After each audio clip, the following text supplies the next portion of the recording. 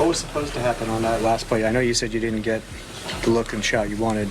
No, we executed. Like I said, I felt like I'm not sure. I mean, obviously you have to ask Luka what he saw on that, but I thought he had a good look, and it looked like he kind of just lost his balance. The Lakers just lost to the Orlando Magic by 1 point. 1. And somehow, LeBron James called for the ball, missed a free throw, bricked the game-tying shot, and still found a way to make Luka Dončić the villain of the story. The audacity is truly something special. The fanboys are in full damage control mode, and the numbers are about to expose everything.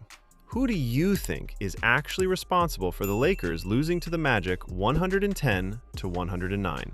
Drop your honest take in the comments right now. Let's just get straight into it because there is a lot to unpack here, and none of it is going to make LeBron James fanboys feel good about their evening. We start at the end in LA. Magic take the lead in the fourth. Lakers have 7 seconds left after a timeout. Final play goes to Luka, who pump fakes it and then gives it to LeBron. I was like, what am I supposed to do with it?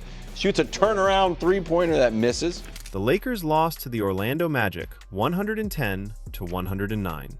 The Orlando Magic, a team that was short-handed, a team that had to play Jonathan Isaac and Javon Carter significant minutes, a team that at halftime was getting absolutely cooked defensively and was still somehow only down 3 points. The Magic were plus 240 at halftime. Let that number breathe for a second. Plus 240. And the Lakers still found a way to lose the game in the final seconds. But instead of owning what happened, LeBron James went to the microphone and did what LeBron James does when things go wrong. He pointed somewhere else. This time, the finger went toward Luka Dončić. Now let's be very clear about the sequence of events, because the facts here are not complicated and they do not require any interpretation. With 5 seconds left in a 1-point game, Luka had the ball. LeBron James called for it. LeBron James got it, and then LeBron James missed the shot. That is the timeline. That is what happened. There is video evidence. There is no alternate reading of this situation. But after the game, LeBron had this to say about Luka giving him the ball. What was supposed to happen on that last play? I know you said you didn't get the look and shot you wanted. No, we executed. Like I said, I felt like I'm not sure. I mean, obviously you have to ask Luka what he saw on that, but I thought he had a good look, and it looked like he kind of just lost his balance. Didn't have a rhythm with the ball, whatever the case may be, and it kind of allowed him to get back in front of him. I was kind of off balance when he gave it to me. I thought he had a great look, but no, that's what I looked. That's my POV. He said he was off balance when he received the pass. He said he thought Luka had a good look before making the pass. He said in his point of view, Luka kind of lost his balance and lost his rhythm before giving it up. What did you see on that final offensive possession? I thought we had a good opportunity.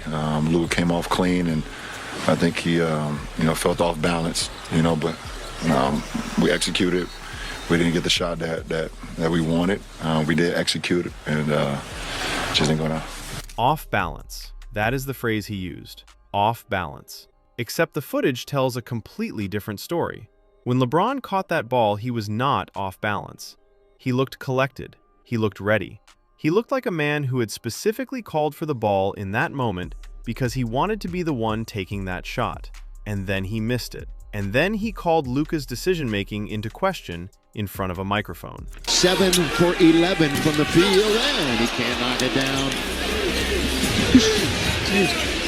2-point game. Banchero into the lane. Bane open three. Bane knocks down a three. The level of mental gymnastics required to watch that sequence and conclude that Luka is the problem is genuinely impressive. Not in a good way, but impressive nonetheless. Here's the thing that makes this even harder to swallow for the fanboy community. The same people who are currently online blaming Luka for passing the ball are the exact same people who, every single time LeBron passes up a shot in a clutch moment, defend him by saying he always makes the right play, that he is selfless, that he trusts his teammates, that basketball IQ is about more than just taking shots. Luka with 5 seconds. Luka, LeBron for the win! And Orlando's gonna sneak out of here with a victory! So when LeBron passes, it is the right play. When Luka passes to LeBron, who specifically called for the ball, it is Luka's fault the play did not work. That is the logic being applied here. Take a moment to appreciate how completely unhinged that position is. And while we are on the subject of clutch moments, let's talk about LeBron James and the free throw line. Because before the missed game-tying shot, there was another moment that fanboys have conveniently decided not to discuss. LeBron went to the free throw line in a pivotal situation and went 1 for 2. 1 for 2. That missed free throw was the one that could have sent the game to overtime. Not Luka's pass, not Luka's decision-making. A missed free throw from a man who has been in the league long enough to have a documentary made about him while he was still in high school. LeBron James had two specific opportunities to be the hero in that final sequence: the free throw and the shot. He converted one of two attempts on the line and then bricked the jumper. Two chances, one make, and Luka is the one getting blamed. Now let's get into the data, because this is where the story becomes impossible to argue with, no matter how much you love LeBron James as a player. Brian Windhorst, who is not exactly known for being anti-LeBron, laid out the numbers clearly. When Luka Dončić and Austin Reaves play together without LeBron on the court, the Lakers are an excellent team. When all three of them are out there together, the Lakers are one of the worst offensive teams in the entire league. The difference is 20 points per 100 possessions. 20 points. That is not a rounding error. That is not noise in the data. That is a massive, significant, undeniable gap that tells you something real is happening when LeBron shares the floor with those two players. Without LeBron on the court with Reaves and Luka, the Lakers are plus 18. Plus 18! That number does not lie. That number does not care about legacy or championships or how many times someone has been to the finals. Plus 18 without him. That is the data. And before any fanboy tries to explain this away with load management or minutes or small sample size, understand that Windhorst is not some random social media account with an agenda. He has spent his career covering LeBron James closely and has been one of the most consistently LeBron-friendly voices in sports media.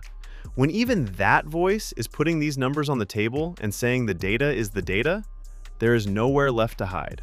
The logical conclusion from those numbers is something that fanboys will not allow themselves to say out loud.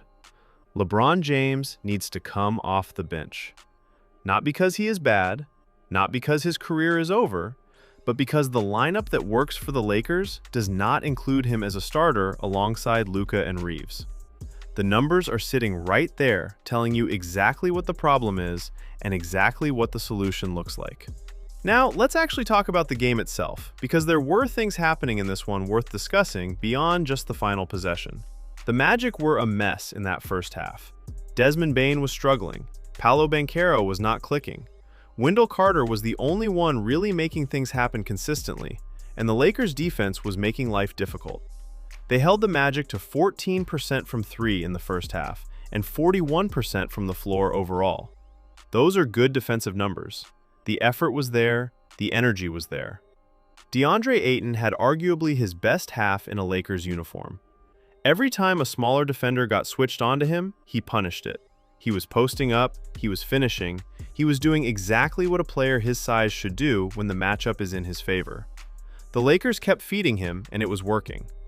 But even in that good first half, there was a sign of what was coming. LeBron scored 12 points in the first half. DeAndre Ayton was the leading scorer. And anyone who has watched enough Lakers basketball knows that when LeBron is not the driving force of what is working, the team tends to abandon what is working and try to get LeBron going in the second half. They stopped feeding Ayton. They stopped exploiting the matchups that were clearly available, and the Magic made adjustments. Banchero woke up in that third quarter in a way that nobody on the Lakers seemed ready for. 17 points on 6 of 7 shooting from the floor. He took the game on his back even with limited supporting cast and absolutely imposed his will on the Lakers' defense. Meanwhile, your king, LeBron James, contributed 2 points in the entire third quarter. 2. While Austin Reaves had to carry 10 points to keep the Lakers competitive. Then the fourth quarter arrived, and Desmond Bane decided he was not leaving without the game. 12 points on 5 of 7 shooting with 5 assists in the fourth quarter alone. He was going wherever he wanted on that Lakers defense, and nobody had an answer for him. And while Bane was carving the Lakers up, there is clear footage of LeBron watching Jonathan Isaac get a wide-open dunk because of a complete defensive breakdown on his assignment. The refs tried to help. They gave the Lakers a foul call that the Lakers challenged and had overturned because Luka's leg kick made it a non-shooting foul. The league even sent LeBron to the free throw line in a key moment, and he still went 1 of 2. Wendell Carter finished with 20 points and 11 rebounds. Banchero went for 36, 10, and 6. Bane had 22 points with 6 assists, 5 of those coming in the fourth quarter when it mattered most. The Magic were short-handed and still won by 1 point on the road against a Lakers team that had every opportunity to close this game out and chose not to. And now we are supposed to believe the story of this loss is Luka Dončić making the wrong decision with 5 seconds left. LeBron James has 1 game-winning shot in a Lakers uniform. 1. It was a tip-in against the Pacers. That is the entire clutch resume in Los Angeles. 1 tip-in. And the narrative being pushed by the fanboy community is that this is a clutch player who was let down by his younger teammate in a big moment. Luka Dončić saw LeBron calling for the ball. He gave it to the man who called for it. The man who called for it missed the shot and then went to the media to suggest the pass was the problem. At no point in that sequence did Luka force anything. At no point did Luka make an irrational decision. He gave the ball to his teammate who asked for it. What exactly was he supposed to do differently? The fanboys will say, Luka should have taken the shot himself. Fine. But the same fanboys would have spent all night saying Luka was selfish and did not trust his teammates if he had taken it and missed. There is no version of this game where Luka is allowed to be right in their eyes.